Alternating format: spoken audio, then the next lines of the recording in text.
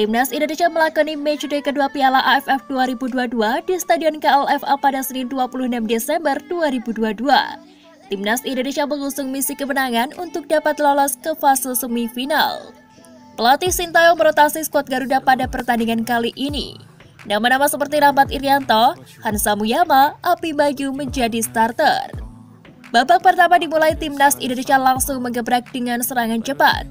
Dapat dikatakan intensitas dan tensi permainan skuad Garuda cukup tinggi. Timnas Kamboja mendapat peluang setelah Nasir dilanggar oleh Rizky Ridho. Tendangan bebas yang dieksekusi Hakame berhasil digagalkan Nadeo. Barulah pada menit ke-20 Timnas Indonesia berhasil mencetak 1 gol dari tendangan kaki kiri Abimanyu, hasil dari asis yang diberikan oleh Spasojevic. Selepas gol pertama, Indonesia masih tampil menyerang. Pada menit ke-37 Ali Nur Hasimi mendapat kartu kuning kedua setelah melanggar Sadil Ramdhani. Barulah pada menit ke-41 Dendi Sulistiawan berhasil mencetak gol kedua untuk skuad Garuda lewat asis Asnawi Mangkualam. Sampai babak pertama berakhir, tak ada lagi gol yang tercipta. Babak kedua dimulai, Timnas Kamboja bermain dengan 10 orang pemain. Timnas Indonesia masih melancarkan tensi serangan yang tinggi. Pada menit ke-59 Egy berhasil mencatatkan namanya di papan skor lewat asis dari Edo Febriansyah. Untuk sementara Indonesia unggul 3-0 dari skuad Brunei. Sintayong akhirnya memasukkan Ilyas Spasojevic di pertengahan babak kedua. Setelah mendapat kritikan tentang penampilannya, Spaso akhirnya mencetak 1 gol bakil. Ini menjadi jawaban atas kritikan yang terlontar terhadap dirinya. Tak sampai di situ, Sintayong kembali memasukkan 3 pemain pengganti. Ia adalah Ramadan Sananta, Jakob Sayuri, dan Mark Klok. Dengan masuknya 3 pemain tersebut, permainan skuad Garuda kian mengganas. Serangan demi serangan dilancarkan Witan JS. 3 gol tambahan dirasakan oleh masing-masing pemain pengganti yang baru masuk. Sananta mencetak 1 gol pada menit ke-68. Mark Klok pada menit ke-86 dan Jakob Sayuri pada tambahan waktu. Menariknya, ini adalah gol perdana dari Ramadan Sananta di Piala AFF. Jakob Sayuri tak kalah mentereng, ia mencatatkan 2 assist dan 1 gol. Skor 7-0 mengakhiri laga Timnas Indonesia melawan Brunei Darussalam di lanjutan Piala AFF Grup A yang digelar di Stadion KLFA. Atas hasil ini, Timnas Indonesia berhasil memetik 3 poin. Catatkan save terbanyak di Liga 1. Kiper PSM termotivasi tatap putaran kedua. Diketahui kiper PSM Makassar Reza Arya Pratama masuk dalam jajaran penjaga gawang Liga 1 2022 yang melakukan penyelamatan terbanyak.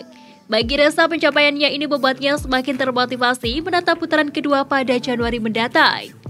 Alhamdulillah, kita harus bersyukur dengan apa yang ada saat ini. Di putaran kedua kita harus bekerja lebih keras lagi, kata Reza. PT Liga Indonesia Baru telah mencatatkan Reza sebagai penjaga gawang yang melakukan save terbanyak dengan 41 save di Liga 1 sejauh ini. Reza hanya kalah 1 save dari kiper Rans FC Hilmansyah dan penjaga gawang Persija Jakarta Andri Tani dengan 42 save. Reza sebetulnya baru memulai debutnya musim ini bersama PSM. Kendati demikian, ia telah menjadi pilihan utama pelatih Bernardo Tavares untuk menjaga gawang PSM Makassar. Kiper asal kota Parepare, Sulawesi Selatan itu bahkan mengalahkan beberapa seniornya.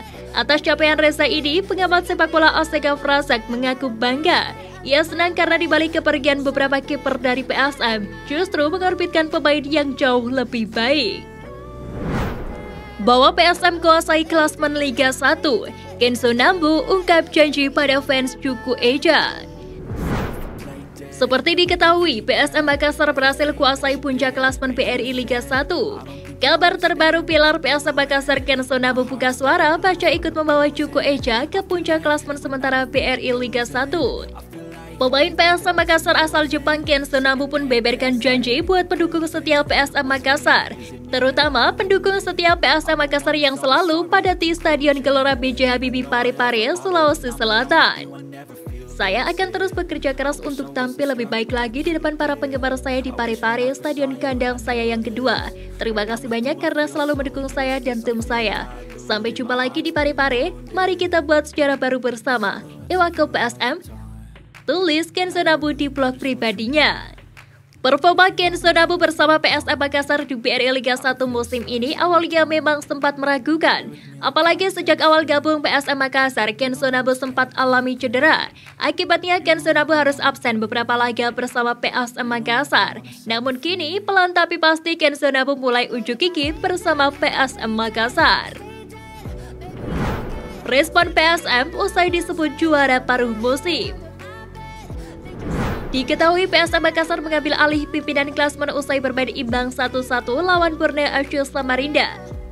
Berkaitan dengan hal itu, banyak yang menyebut PSM sebagai juara paruh pertama Liga 1.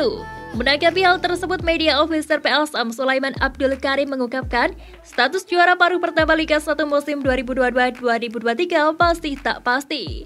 Sulaiman Abdul Karim menjelaskan PSM masih memiliki satu laga tunda melawan Barito Putra. Ditambah lagi Persija dan Persib yang duduk di tangga kelima dan keenam klasemen sementara Liga 1 musim 2022-2023 juga berpeluang menggusur PSM. Pasalnya Persija dan Persib memiliki 2 laga pertandingan sisa. Apabila Persija dan Persib berhasil menang di 2 laga sisa, maka mereka akan mengumpulkan poin 35 angka dan memastikan diri mereka sebagai juara paruh pertama Liga 1 musim ini. Adapun laga tunda PSM versus Barito Putra dijadwalkan sebelum bergulirnya paruh kedua Liga 1 musim ini, yakni pada Januari mendatang. Got me coming back for more, even when I've been screwed. Dolls full of pins, pierce my heart straight through.